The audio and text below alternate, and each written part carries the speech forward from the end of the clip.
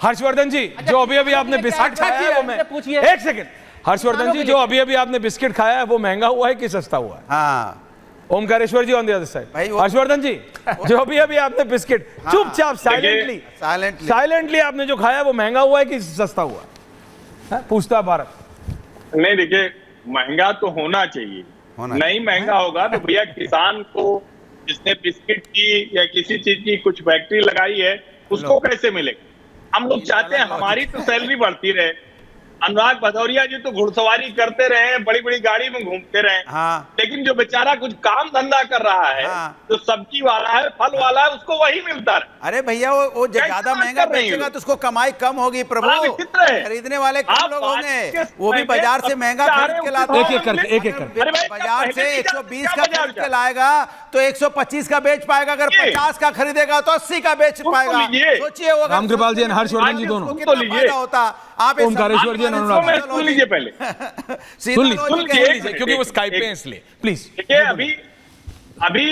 अभी सतीश जी ने जो कहा वो तथ्य है। सतीश जी, देश जितने ग्रेजुएट निकलते हैं उसमें से आधा नौकरी करने लायक नहीं है। क्या बात कर रहे हैं? टीवी चैनल पर चलता है ना कि Satish ji also.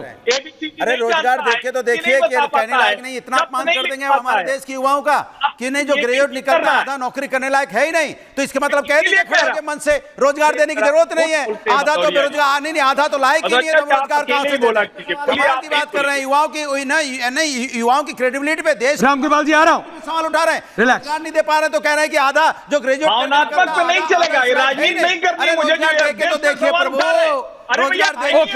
Okay relax. Satish ji आ रहा हूं भाई, सतीश जी का फेडर डाउन मत कर देना। वो नहीं है जिसने फर्जी डिग्री ले ली, जो ग्रेजुएट हो गया तो नहीं है। अरे कोई फर्ज, अरे सतीश जी क्या कह रहे हैं? ग्रेजुएट हो रहे हैं, अरे भाई अनुराग भदौरिया जी आने का फायदा मत उठाइए। अनुराग जी, आपको 20 मिनट एक्स्ट्रा लगा है आने में, तो आप क्या बताओ, ऑन एयर उसकी भरपाई करेंगे? आप नेता और प्रशासन में लीजिए। हाँ ठीक है सर, बिल्कुल ले रहे हैं, अभी relax. Omkareshwar ji and Ram Kripal ji with graphics. Harshvardhan ji एक और बिस्किट खाइए, तब तक आप वापस आ रहे हो। ओमकारेश्वर जी अगली बार लेते आइएगा। ले, ओमकारेश्वर जी का फोन कट गया। शर्मा, यही तुम करते हो हमेशा, इसीलिए ओमकारेश्वर जी नाराज हो जाते हैं, और अब ओमकारेश्वर जी 4-5 दिन डिबेट पे आएंगे, मेरे से नाराज हो जाएंगे। ओमकारेश्वर जी का नंबर पैच करो फटाफट। सतीश के सिंह जी यहां पे स्टूडियो में भी, और जो लोग टिप्पणी कर रहे हैं, शो देख रहे हैं, वो कह रहे हैं सतीश के सिंह जी ने आज बिल्कुल साइड बदल लिया है, यू टर्न ले लिया, ये क्या हो गया? सतीश के सिंह जी, आई ऑन फैक्ट्स? क्या आप, जब आप कहते हैं कि 40 साल में ऐसा एम्प्लॉयमेंट देने वाला बजट नहीं है, आई ऑन फैक्ट्स और are you influence today?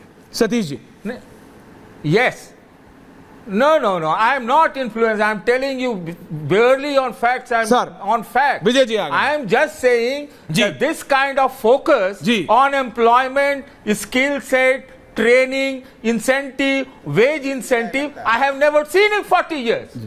Tripathi ji से मुलाकात हो गई क्या आपकी? आई एम नॉट सेइंग कि वो उसी के चलते, बट एक और सच है ना, पिछले 10 साल में जो होना चाहिए था वो नहीं हुआ, वो नहीं हुआ 10 साल में, वो नहीं हुआ 10 साल में।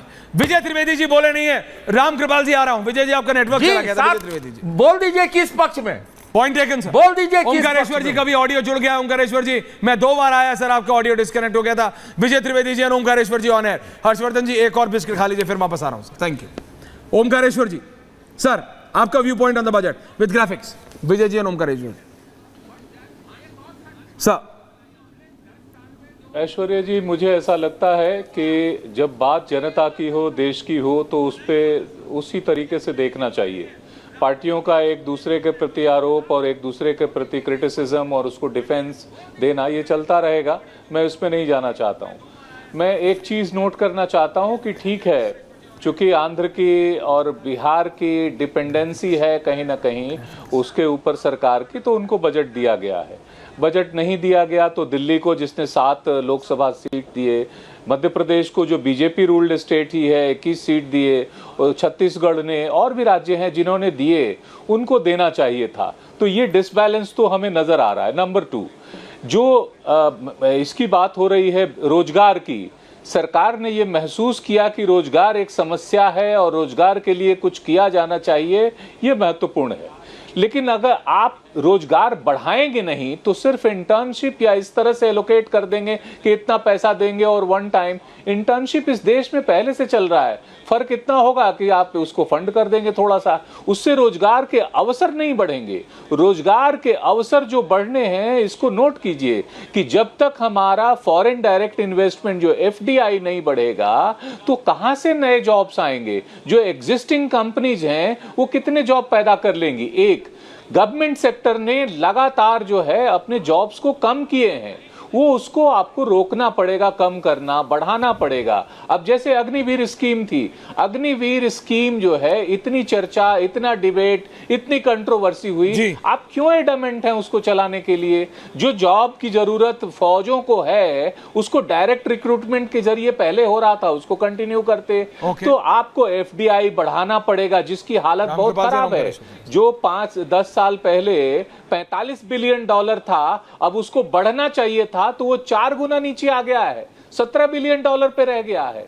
तो आप जहां जहां लीकेज है ना, वहां रोकना पड़ेगा, और इस इंटेंशन के साथ कि हम कौन सा ऐसा काम करें कि जिससे रोजगार में वृद्धि हो, प्राइवेट सेक्टर में भी हो, गवर्नमेंट सेक्टर में भी हो, और इसके साथ साथ जो उनके जो स्टार्टअप्स और ये दूसरी योजनाएं हैं, जैसे मुद्रा योजना, बीजेपी चर्चा बहुत करती है, लेकिन मुद्रा योजना में सबसे जो शिशु योजना है उसका, जिसमें 40-50 हजार रुपयों को लोगों को मिलते हैं, वो अधिकांश लोगों ने 70%, 69% से ज्यादा लोगों ने ले रखा है। तो आपको वहां देखना पड़ेगा कि वाकई हम सपोर्ट करना चाहते हैं तो उसके ब्यूरोक्रेटिक हर्डल्स को दूर करें, लोगों तक सपोर्ट पहुंचे और लोग अपना व्यवसाय शुरू कर सके, रोजगार शुरू कर सके। इसमें जो है मुझे लगता है कि सरकार को थोड़ा और इनोवेटिव होने की जरूरत है, पॉइंट टेकन सर, सिंसियरिटी के साथ काम करने की जरूरत है। Point taken. एक रामकृपाल जी, आप कुछ कहना चाह रहे थे? हमने कोविड के समय में स्वास्थ्य के हालात को देखे हैं, स्वास्थ्य के ऊपर हमारा फोकस और जाना चाहिए, उस पर और बजट बढ़ाया जाना चाहिए। मैं ऐसा देख पा रहा हूं कि उसमें कुछ बजट की कमी की गई है, और इसीलिए इसी तरह न्यू एजुकेशन पॉलिसी है, उसको जोर देने के लिए हमें थोड़ा और काम करना पड़ेगा, और काम करना चाहिए। That's it. Ramkripal ji, sir आप कुछ कहना चाह रहे थे? माफी चाहता हूं लेट आया आपके पास। रामकृपाल जी। नहीं, मेरा नहीं ऐश्वर्य जी, मैं केवल ये कह रहा हूँ कि ये बजट का मामला है। आज हमको बजट पर मुझे लगता है कि मैं का कोई सब्जेक्ट नहीं था। एक बात हमें ध्यान रखनी चाहिए, जो लोग बात कर रहे हैं, बजट 1990 के पहले जिस तरह का था, आपको याद होगा कस्टम ड्यूटी 100% हुआ करती थी। मनमोहन सिंह ने एक ऐसा वो किया, वो दौर था नरसिम्हा राव का, जब बिल्कुल जो 100% था उसको 5% तक ला दिया। तमाम कस्टम ड्यूटीज इस तरह से एक तरह ख़त्म हो गई। तो आधा बजट की शक्ति कि उसमें कोई और जैसा पहले होता था महंगे सस्ते बहुत ज़्यादा, अब उसका फ़र्क नहीं पड़ता। दूसरा जीएसटी आ गया, बहुत सारा इनडायरेक्ट टैक्सेशन अब बजट और इसके हाथ में अब नहीं है। बजट आज की तारीख में बहुत एक सीमित चीज़ है, केवल जो बाकी जैसे फैसले होते हैं जीएसटी में है, बहुत महत्वपूर्ण है, केवल डायरेक्ट टैक्सेशन और कुछ चीज़ें हैं। तो मेरा ये कहना है कि जब हम देश के समग्र विकास की बात करते हैं तो हमें नहीं भूलना चाहिए कि 10 साल पहले हमेशा यह ध्यान रखिए कि बॉटम ऑफ द पिरामिड, वहाँ से जब कोई बदलना शुरू करता है, वर्ल्ड बैंक की जो रिपोर्ट आ रही है, सबकी आई है, 25 करोड़ लोग अगर 10 वर्षों में गरीबी रेखा से बाहर आए हैं, तो देखिए सिर्फ नौकरी को एक चीज समझते हैं, सरकारी नौकरी या प्राइवेट नौकरी, वही रोजगार नहीं होता। जितने स्टार्टअप्स हैं, अब आप ये सोच लीजिए कि मैं केवल एक चीज कह रहा हूँ कि आज ही मैं सुन रहा था, सबसे बड़ा एम्प्लॉयर होता है रियल एस्टेट सेक्टर, सबसे ज्यादा लोगों को काम मिलता है। 3 करोड़ अगर मकान बनने जा रहे हैं, आप सोच लीजिए, हाईवे जो बन रहे हैं, डायरेक्ट और इनडायरेक्ट एम्प्लॉयमेंट इतने मिलते हैं, तो वो देखिए उसका भी एक आंकड़ा आता है, और वो अलग होता है। इसमें मैं आपकी बात मानता हूं, लेकिन अनुराग भदौरिया को यही तो दिक्कत है, जब ये ऊपर आ गया है तो धीरे धीरे सुनने बहुत अच्छा लगता है, मिडिल क्लास में नहीं, देखिए अच्छा लगता है। देखिए रामकृपाल जी जो कह रहे हैं वो ठीक है, सतीश जी ने जो पॉइंट रखा वो ठीक है, लेकिन